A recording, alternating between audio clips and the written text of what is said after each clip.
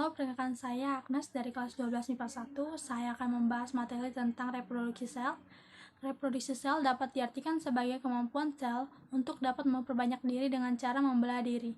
Perbedaan pada pembelahan sel terjadi karena perbedaan antara sel autosom dan sel genosom. Perbedaan tersebut meliputi fungsi dari sel-sel tersebut dalam jumlah sel anakan yang dihasilkan.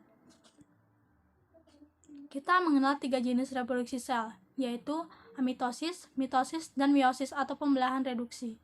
Amitosis adalah reproduksi sel di mana sel membelah dirinya secara langsung tanpa melalui tahap-tahap pembelahan sel. Pembelahan cara ini banyak dijumpai pada sel-sel yang bersifat prokaryotik, misalnya pada bakteri, gangga biru. Mitosis dan meiosis merupakan bagian dari siklus sel dan hanya mencakup 5-10% dari siklus sel. Presentase waktu yang besar dalam siklus sel terjadi pada interfase. Interfase terdiri dari periode G1, S, dan G2.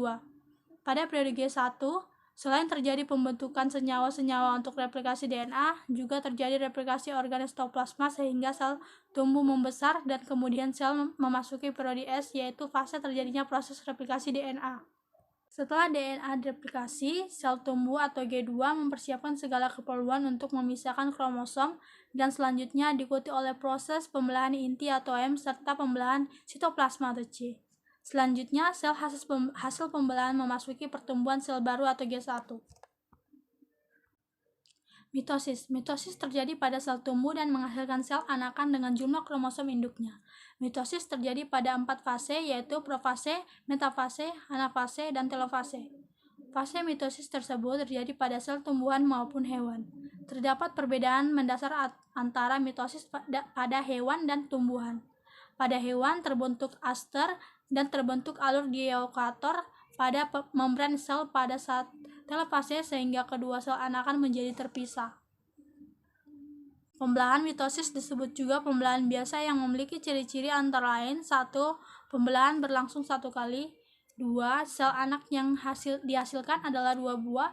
Yang ketiga, jumlah kromosom sel anak sama dengan jumlah kromosom pada induknya, yaitu 2N atau diploid. 4. Sel anak sama dengan sifat pada induknya. Yang kelima terjadi pada sel tumbuh atau sel somatik, misalnya pada jaringan embrional antara lain ujung akar, ujung batang, lingkaran kambium. 6. Tujuan pembelahan meiosis adalah untuk memperbanyak sel-sel seperti pertumbuhan atau perbaikan sel yang rusak. 7. Melewati tahap pembelahan yaitu interfase, profase, metafase, anafase, dan telofase. Namun secara umum tahap-tahap tersebut akan kembali ke tahap semula sehingga membentuk suatu siklus sel. Urutan fase 1. Profase. Pada tahap ini, yang terpenting adalah benang-benang kromatid menebal menjadi kromosom dan kromosom mulai berduplikasi menjadi kromatid.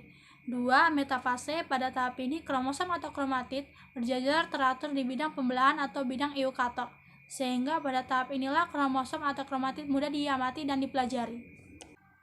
Yang ketiga, anafase. Pada fase ini, kromatid akan tertarik oleh benang geledong menuju ke kutub-kutub pembelahan sel.